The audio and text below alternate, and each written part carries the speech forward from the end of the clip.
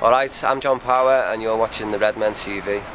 Hello and welcome to the Redmen TV. After an afternoon that saw Liverpool beat Tony Pulis side 2-1 in the FA Cup 6 round to book a place in the semis at Wembley and a potential meeting with the Blue Shite.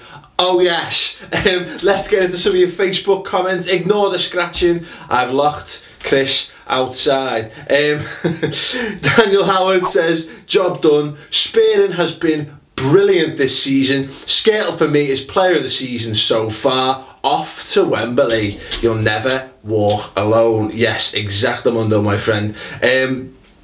Gregory Hudson says, one truly great thing about the match was that we had two great individual goals. Considering we score so many of our goals from the corner, it's nice to see shots from the edge of the box hit the net. Yeah, could not agree more, my friend.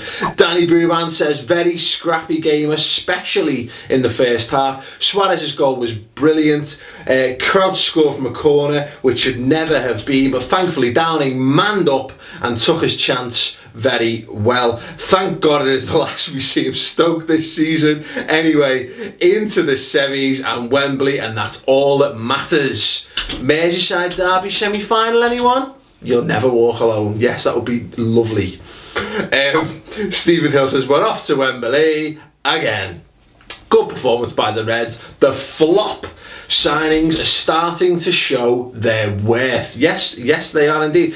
Jonathan J says, very hard team to play against, but we smashed it. Suarez a hero yet again, and great to see Downing on the score sheet. Wembley way again, thank you. And then just to round up, I'm going to say Matt Volpe, job done, seen better days from some of the lads, but take nothing away from them. Two class goals, so pleased for Luis and Downing, and another top performance from Spiro. Man of the match for me. Wembley, we've decided we like it there, and we're coming the fuck back. You'll never walk alone. Yes indeed we are. Weird game, very weird game. I said in the match build-up for any of you who watched it that if we got an early goal, we could smash them. Yeah, not quite worked out that way as it. We got the goal, thankfully, 23 minutes I think or so. We broke the deadlock. Wonderful link-up play between Maxi and Suarez, showing exactly why Maxi Rodriguez does deserve to figure a little bit more. Funnily enough though, tactically speaking, second half, it looked like it was. I was getting really frustrated with the way they were playing because it seemed so obvious that we were playing wide and yet we had no width. Having Maxi Rodriguez and Stewart Downing both essentially playing on their wrong feet on the opposite flanks to where they should naturally play by all accounts, didn't seem to do us any favours. And yet, look, Maxi Rodriguez links up and creates Suarez's goal by coming in, and Stewart Downing scores a perler by coming in off the right wing and taking it and slamming it in on his left foot. So, you know, what the fuck do I know? Clearly, what do I know? But that's what we need. Sometimes you need those players to step up and start scoring goals, and that's been so sorely lacking from that Liverpool side this season. Is goals from out wide. Other players other than, okay, Suarez got on the score sheet for sure, but nice to see Stewart Downing finally getting a goal. And look, I mean, the worry while we played is we came back a little bit too much. We get so far, and that's the problem with having wingers playing on the wrong feet, is that they're obviously not as inclined to go down the wing to the byline and get the crossing because it's on the wrong foot. And that was a problem with our play.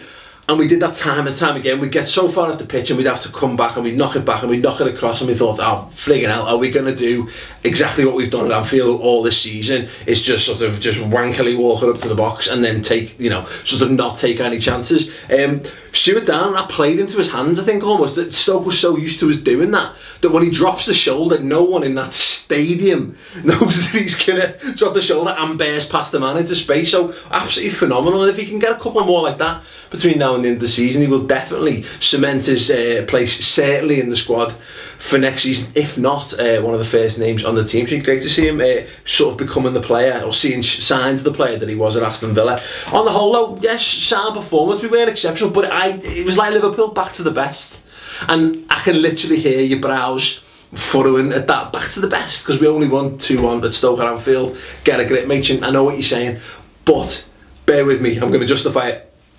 That's the kind of game that, you know, when we were in our prime, the season we finished second in the league, we drew a load of shitty games then as well, but we did have a habit of just getting through the games that we needed to get through. When we needed to get a win, we'd go and get a win, and that's what happened today. That was almost like we finally got our solid performance together, and that's what that was today. We were by no means exceptional. I don't think Stoke were very good at all, and that referee and his linesman didn't do us any favours particularly at all in that game. I thought they were abysmal, but no, it was a good solid performance without being particularly exciting or particularly exceptional anyway. I thought Jay Spearing stood out for me in the midfield. He was very, very tired. He looked to break things up, and he grows into that role, and he definitely looks more solid playing alongside Steven Gerrard in midfield.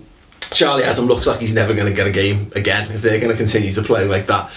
Worrying to see Martin Kelly taken off, but he didn't have a particularly great game today. If I'm being fair, compared to how he played against Everton in the week, he did look a little poor. I don't know how much that's to do with not having an understanding down the right hand side with Dan, because he did look a little bit lost. He'd get so far up and it was like sort of like, where are you going? Where am I meant to be going? And obviously that's the kind of thing that you get when you have a run of games with a partner down that flank, which is a shame, because I thought Enrique and Dan was starting to get that understanding, and it seemed a bit odd. But as I've said, you know what, it worked to our favour. We got the goals by the influence of our wide players, so you know, again, we can't complain. Let us know who you thought your man of the match was. I thought, to be honest, I'm going to give it to Martin Scale, because he was just, once again, he was absolutely fucking immense. In fact, there was a point in that game where I just shouted, immense! I don't think he heard, but you know, you've got to shout these words of encouragement sometimes. No, he was great. Just how many times he came forward, strode out of defence and cut the ball off before it reached Crouch or got near Walters or whatever. He was just great. His reading of the game's gotten unbelievably better in the last 6 months. I mean, he's a man reborn, isn't he? Equally, it could have gone to Jay Spearing and Steven Gerrard at the game midfield. You can't fault Stewart down. There was no one on that pitch. How's Enrique? Amazing again at left back. He seems to have let that little dip in form go behind him. I choose to believe is because he was getting slagged on the Anfield wrap, and I said, "You muy bien, Jose," on the one I was on, and I think he's obviously heard that, and it's settled him down. Yeah, likely. Anyway, yeah, let us know your man of the match. Let us know your general thoughts on the game. What did you make of the referee? He was a fucking wank, wasn't he? Yes. It was a Kevin friend? No friend of ours. I hope it was, because otherwise that pun just looks ridiculous, doesn't it? Anyway, thanks very much for watching. Don't forget to leave your comments. Don't forget to share the video as well. Don't forget to subscribe if you haven't already. If you're watching on YouTube, there should be an annotation there. If not, for subscribe, certainly go and have a look at our channel, because why the fuck not? Anyway, thanks for watching, and we'll be back next week with my man Christopher Pajak in the house, and we shall see you there. Good night. Ciao.